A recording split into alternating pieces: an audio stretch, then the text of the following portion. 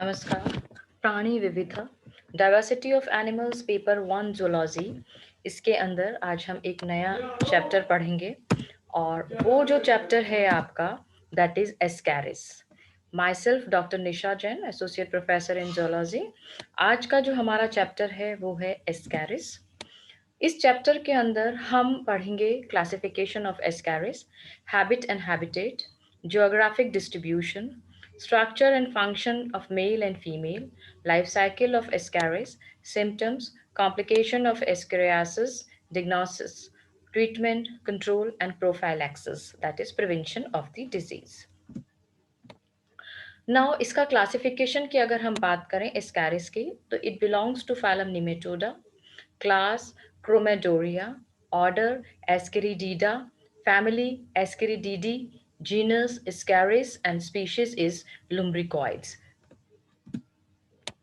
अगर हम इसकी ज्योग्राफिक रेंज की बात करें कि ये कहाँ पाया जाता है, तो एस्कैरिस जो है इट इज जो एस्कैरिस लिम्ब्रिकॉइड्स का जो इन्फेक्शन है वो मोर देन 150 कंट्रीज के अंदर पाया जाता है, जिसमें ट्रॉपिक, सब ट्रॉपिक एंड टेम्परेट रीजन्स आते हैं। और अप्रॉक्सीमेटली 1.4 बिलियन पीपल जो हैं वर्ल्ड वाइड इससे इन्फेक्टेड हैं। As an obligate internal parasite of humans, Ascaris lumbricoids can theoretically be found wherever humans are present. तो ये कहा है जहां भी ह्यूमन बींग्स हैं वहां पर एस्कैरिस ज्यादातर पाया जाता है। इसके जो एग्स होते हैं वो सॉइल के अंदर डॉर्मेंट रहते हैं 10 ईयर्स तक, इवन मैनी एडवर्स कंडीशन के अंदर। मतलब अगर एक बार एस्कैरिस का एग सॉइल में चला गया तो 10 साल तक वो वहां पे जिंदा रहता है। अगर हम इसके हैबिटेट की बात करें तो ये जो है ये एक ऑब्लिगेट इंटरनल पैरासाइट है। इसके अंदर एडल्ट्स जो होते हैं वो स्मॉल इंटेस्टाइन के अंदर रहते हैं, स्पेसिफिकली जेजुनम के अंदर रहते हैं। और इसकी जो लाइफ साइकिल है, a part of the life cycle of larva briefly migrate via the circulatory and lymphatic system through the liver, heart and lungs. ये आप पिक्चर देखिए, स्कैरिस इस प्रकार का दिखता है। इसमें ये मेल है और ये फीमेल है। डायग्राम से और पिक्चर से आपको दिख रहा है मेल छोटा है और फीमेल बड़ी है। अगर मैं इसके डिफरेंस की बात करूं, what is the difference between mail and female round warm, तो आप देखिए लेंथ में मेल 10 से 31 सेंटीमीटर है, जबकि 20 से 49 सेंटीमीटर है। Female is larger. Posterior and देखें तो मेल के अंदर पॉइंटेड और कर्व्ड होता है, जबकि इसके अंदर कर्व्ड नहीं होता है, कोनिकल और स्ट्रेट होता है। जेनाइटल पोर की अगर हम बात करें तो posterior end opens into cloaca, जबकि vulva opens at the junction of anterior and middle third of the ventral aspect. Copulatory spicules male में प्रेजेंट होते हैं, फीमेल में एब्सेंट होते हैं। एनस इसका क्लोएका में खुलता है, जबकि इसका एनस जो है वो डायरेक्टली वेंट्रल सरफेस के अंदर खुलता है। ये जैसा कि डायग्राम, ये मेल है, ये फीमेल है। इसका mouth, excretory pore, lateral line, cloacal aperture and curved tail. Mouth, excretory pore, female genital aperture, lateral line, anus and tail. अगर एनाटॉमी हम इसकी देखें तो दिस इज अ मेल जिसके अंदर की कॉपुलेटरी स्पीक्यूल्स प्रेजेंट है और ये एक स्पर्म डक्ट इसके अंदर प्रेजेंट होती है। फीमेल के अंदर आप देखेंगे तो इसके अंदर ओवरी, यूट्रस एंड वल्वा इसके अंदर इंपॉर्टेंट पार्ट है। इन एडिशन टू दिस, ये तो डिफरेंस है जिसके अंदर की टेस्टिस और ओवरीज आपको मेल और फीमेल में नजर आ रही है। इसके अलावा pharynx, nerve ring, excretory system and intestine are common both male and female के अंदर।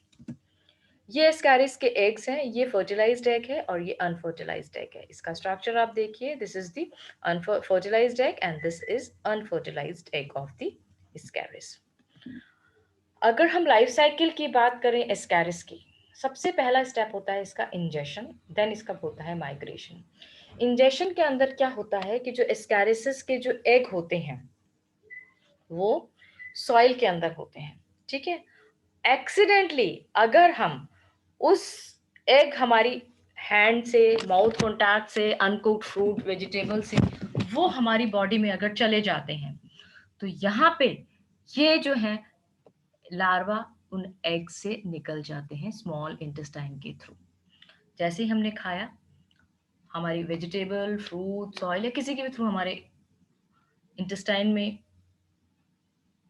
एग चला गया, अब यहाँ से स्मॉल इंटेस्टाइन के अंदर लार्वा निकल गए। Now these larva, now they travel to, ये जो लार्वा है ये हार्ट, लंग और ब्लड स्ट्रीम और लिम्फेटिक सिस्टम तक पहुंचते हैं, और after maturing for about 10 to 14 days in your lung, the larva break into your airway and travel up to the throat where they curved up and swallowed। ये जो larva होते हैं अब ये लंग से आपके थ्रोट वापस गले में चले जाते हैं। अब आता है maturation. Once they are back in the intestine, आप गले में आ गए तो वापस ट्रेवल करके इंटेस्टाइन में आएंगे, मतलब एग से जो लार्वा निकले वो पूरा हार्ट, लंग, थ्रोट ट्रेवल करके और वापस इंटेस्टाइन में आ गए। नाउ फीमेल वॉर्म्स, यहाँ पर मेल और फीमेल में इनका डेवलपमेंट होता है। फीमेल 15 इंचेस की होती है और मेल जो होता है वो थोड़ा सा छोटा होता है, 6 millimetre. Male worms are generally smaller. यहाँ पर female worms produce 2 lakh eggs a day if there are both, अगर मेल और फीमेल प्रेजेंट है इंटेस्टाइन के अंदर तो यहाँ पे फीमेल जो है अपना एग लेइंग प्रोसेस शुरू करती है और वो कितने अंडे देती है, 2 लाख तक उसमें अंडे देती है। और ये अंडे हमारे फीसिस के थ्रू, स्टूल के थ्रू वापस बाहर आते हैं और सॉइल में मिल जाते हैं, जहां पर कि ये 2 to 4 वीक्स तक रहते हैं। And this whole process from egg ingestion to the deposition takes place 3 months, मतलब 3 महीने तक ये एग से लार्वा और एक्सकैरिस का निकलना होता है, और हमारी बॉडी के अंदर ये जो एक्सकैरिस हैं ये 1 या 2 साल तक रहते हैं। This is the life cycle where you can see that these are male and female which gives egg. These eggs are ingested, they come into the intestine. From intestine, they start moving to lungs, and from lungs, the egg reaches again to the throat, and from throat, they come again into the intestine and they come out from the feces. ये mail और female ने egg दिया, ये egg fertilize egg तो बेकार हो गया, fertilized का development हुआ, 2 cell stage, more stage, and the larva is formed, and the egg with along with the larva again ingested in the body.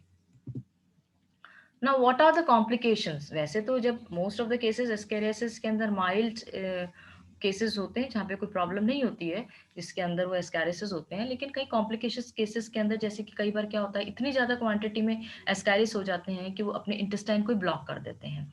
Intestine को ब्लॉक कर देते हैं क्यों? क्योंकि बहुत सारे उस कंडीशन में क्या होता है कि सीवियर पेन होता है, वॉमिटिंग होती है और इमरजेंसी की ज़रूरत पड़ती है। कई बार क्या होता है कि जो स्मॉल हमारी जो पैसेजेस होते हैं, जैसे कि लिवर और पैनक्रियास के अंदर स्मॉल जो डक्ट्स होती हैं वो उसको ब्लॉक कर देते हैं, तो जितने भी सिक्रीशंस होते हैं बॉडी के नहीं निकलते, again there is a problem. Then कई बार क्या होता है इंटेस्टाइन के अंदर इतने ज्यादा वो वॉर्म्स बैठे हैं कि जो हम खा रहे हैं वो तो सारा खाना वही खा रहे हैं, तो हमारी बॉडी को तो कुछ मिल ही नहीं रहा है, तो उससे क्या होता है न्यूट्रिशनल डेफिशिएंसी हो जाती है, हमारी बॉडी के अंदर न्यूट्रिशन डेफिशिएंसी हो जाती है और उसके कारण हमारा जो डेवलपमेंट होता है वो प्रॉपर नहीं हो पाता है। अब क्या होता है कि हम कैसे पता लगाएं कि हमारे को हमारे अंदर एस्कैरिस है और हमें एस्केरियासिस डिजीज हो गई है। उसके लिए डॉक्टर क्या बोलते हैं, अगर आपको ये सिम्टम्स होते हैं, वॉमिटिंग हो रही है, पेट दर्द हो रहा है ना, पच नहीं रहा है, तो उसके लिए फिर डॉक्टर बोलते हैं कि आप एक बार अपना स्टूल सैंपल का स्टूल को चेक कराइए। जब स्टूल सैंपल के अंदर अगर उसके अंदर आपके पैरासाइट्स के लार्वा या एग नजर आ जाते हैं तो इसका मतलब आपकी बॉडी के अंदर एस्कैरिस है and you are suffering from ascariasis. उसके बाद फिर डॉक्टर बोलता है आप एक्सरे कराइए, सीटी स्कैन कराइए, अल्ट्रासाउंड कराइए, एमआरआई कराइए और एंडोस्कोपी कराइए, जिससे कि ये सारे करते हैं कि how many worms are present in the your body and what is the rate of complication, किस हद तक आपके उसको इन्फेक्ट बॉडी को इन्फेक्ट किया है। अब आता है कि चलो एक बार हमें पता लग गया कि एस्कैरिस भी हमारे अंदर है, एस्केरियासिस बीमारी भी हमें है, हमने टेस्ट भी सारे करवा लिए, अब क्या है, उसके लिए अब हमें दवाई लेनी होती है। तो बहुत डॉक्टर्स आपको एंटी पैरासिटिक ड्रग्स देते हैं, जैसे कि एल्बेंजा, स्ट्रोमेक्टोल, वर्मॉक्स, ये दवाइयां हैं जो अब आपको लेनी पड़ती है। और एडवांस केस के अंदर अगर इन दवाइयों से आपके एस्कैरिसिस मरते नहीं और बॉडी से बाहर नहीं निकलते हैं तो फिर आपको सर्जरी के लिए जाना पड़ता है, जहाँ पे सर्जरी करके उन वॉर्म्स को आपकी बॉडी से बाहर निकाला जाता है। हम इस बीमारी से कैसे बचें? What is the prophylaxis, prevention of the disease? जो बेस्ट डिफेंस है एस्कैरिसिस का वो है हाइजीन। हमें अपने हाइजीन का बहुत ध्यान रखना चाहिए।